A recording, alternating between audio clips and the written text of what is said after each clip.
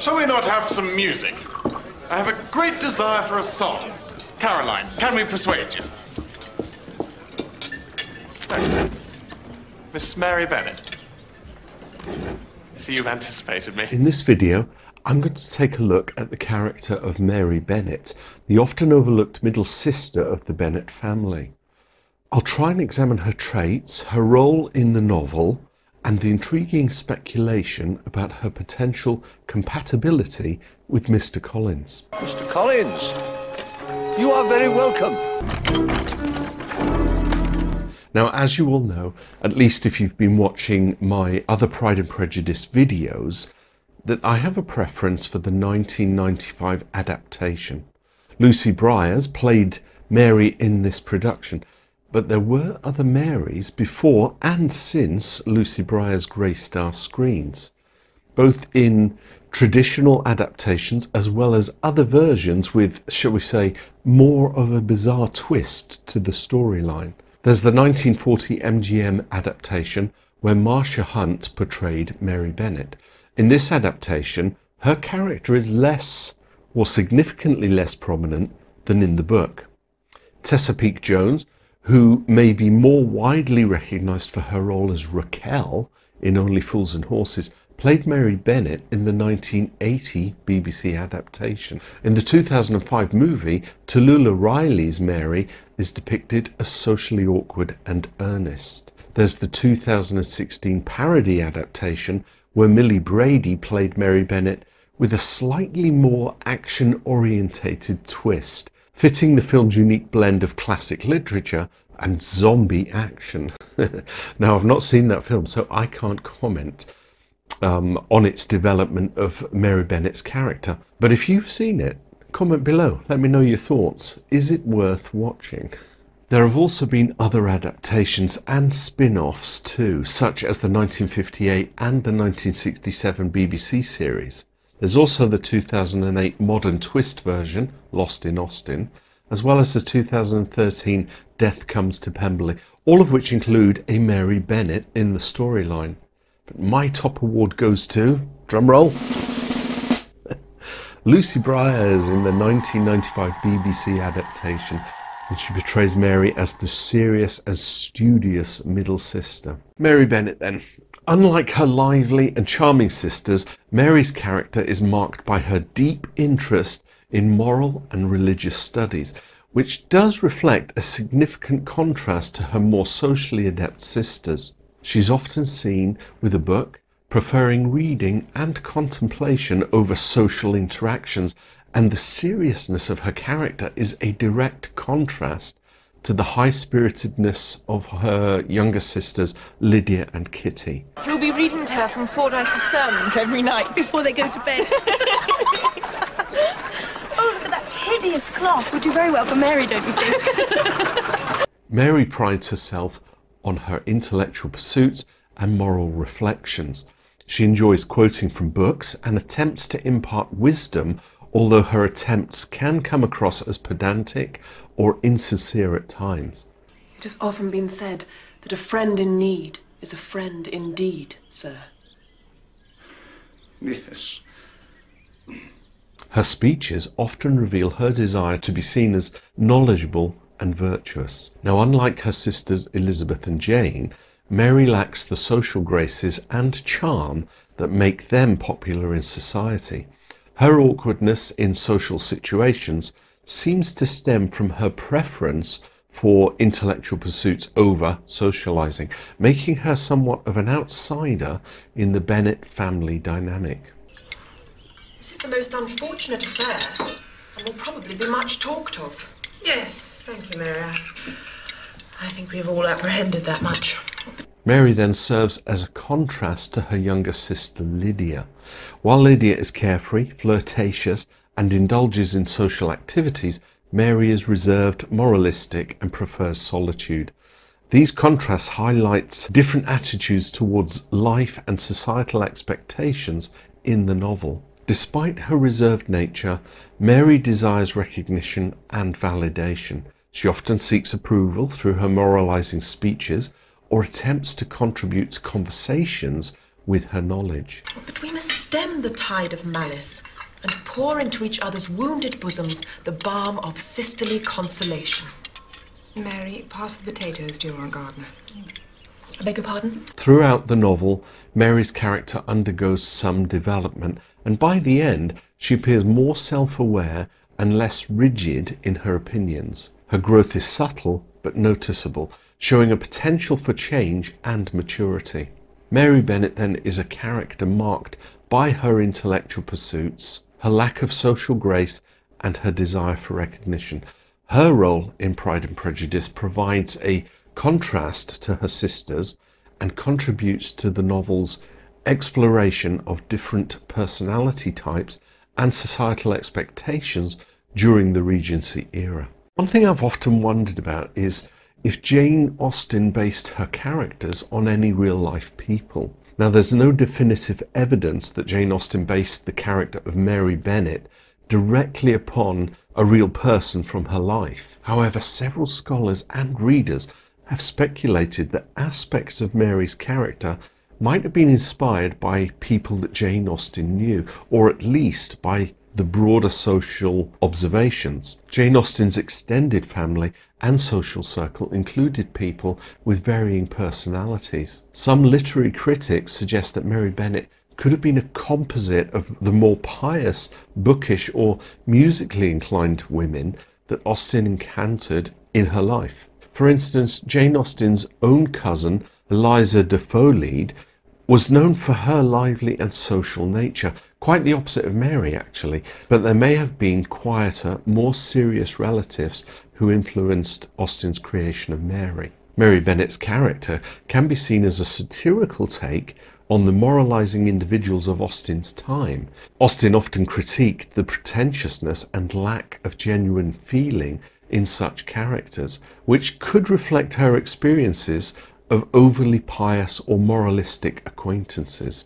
In Austen's time, there was a strong emphasis on women being accomplished through music, reading, and other genteel arts. Mary Bennet's diligent but unaccomplished pursuit of these accomplishments might reflect Austen's critique of how society valued superficial displays of learning over genuine wit and understanding. The sanctimonious literature aimed at women during the Regency period, which emphasised moral and intellectual improvement, might have influenced the creation of Mary Bennet. These works often promoted the kind of serious moralistic behaviour that Mary exhibits, suggesting that Austen could be critiquing these cultural norms through Mary's character. Many readers and scholars have speculated that Mary Bennet and Mr. Collins might have been a perfect match. And I know from many comments in my previous videos that many of you are also inclined to make that consideration. Both characters exhibit a seriousness and piety that could have made them compatible partners. Mary's devotion to intellectual and moral pursuits mirrors Mr. Collins' own faithfulness to social propriety and religious duties. Their shared intellectual interests and lack of social graces suggest that they could have found common ground in each other's company, making them a potentially harmonious pair. You may imagine, sir, how happy I am on every occasion to offer those little delicate compliments which are always acceptable to ladies. They both pride themselves in their intellectual pursuits. Although they are often seen as pedantic and insincere by others, it is possible that they could have found common ground in their mutual appreciation of sermons, moral essays, and moralistic literature. I should know it if I did see it. I care nothing for such bores. Both characters struggle with social interactions and are not as socially adept as Elizabeth or Jane. Because of this, their mutual awkwardness might have made them more understanding and forgiving of each other's social shortcomings. Mr. Collins's proposal to Elizabeth Bennet was driven more by Lady Catherine de Bourgh's advice and his desire to marry one of the Bennet sisters to keep the estate in the family, rather than any personal inclination towards Elizabeth herself.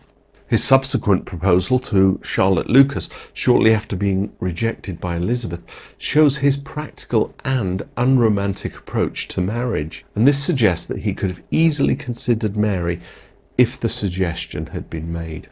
That being said, Jane Austen didn't develop this match in the novel, possibly because it didn't serve the narrative structure and thematic purpose she had in mind.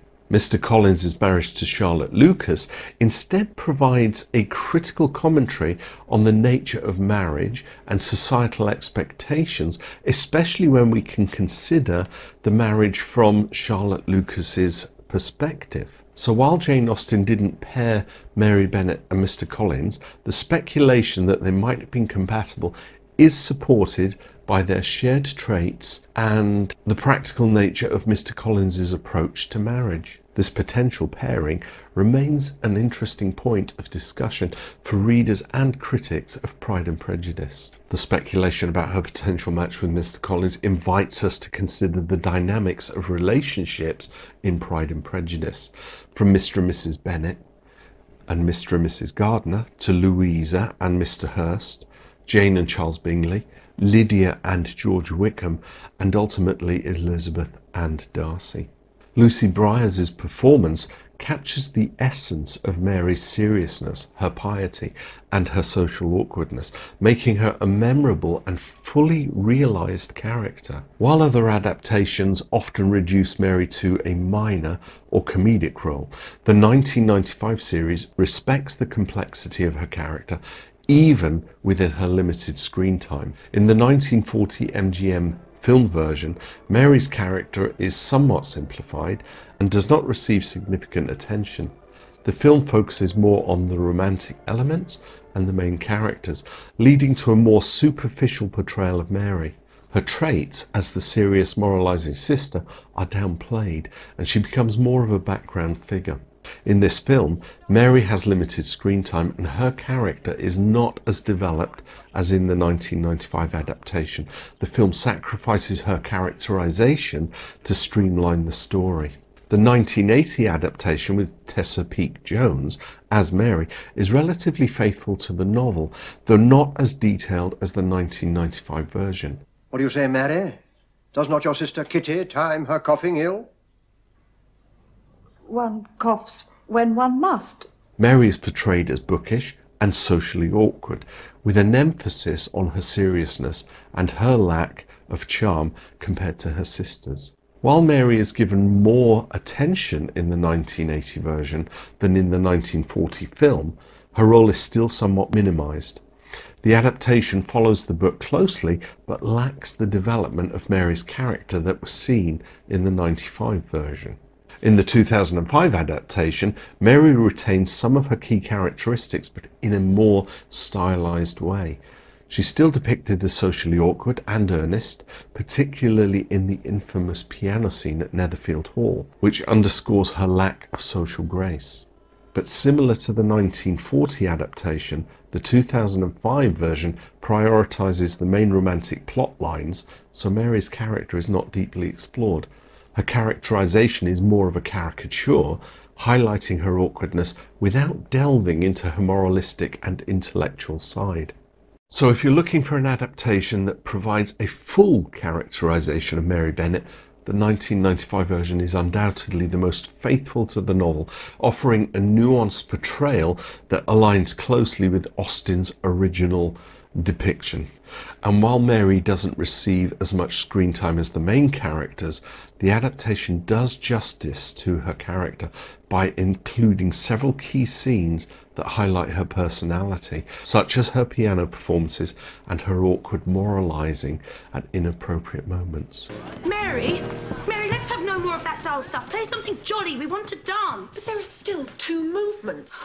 Mamma, tell them it isn't fair. I fear their taste is not as fine as yours and mine, Mary, but let us oblige them this once, eh? For there is no one here who plays as well as you. Very well. Though you know it gives me little pleasure. These scenes closely mirror the novel, ensuring that Mary's role as the studious, less socially skilled sister is fully realised. And so that, my friends, is a little overview of the characterisation of Mary Bennet. I think I might actually do a few more of these. And I'll tell you what, Wickham and Mr. Collins could be interesting. So thanks for watching. Hopefully you'll see me in another video soon. Bye for now.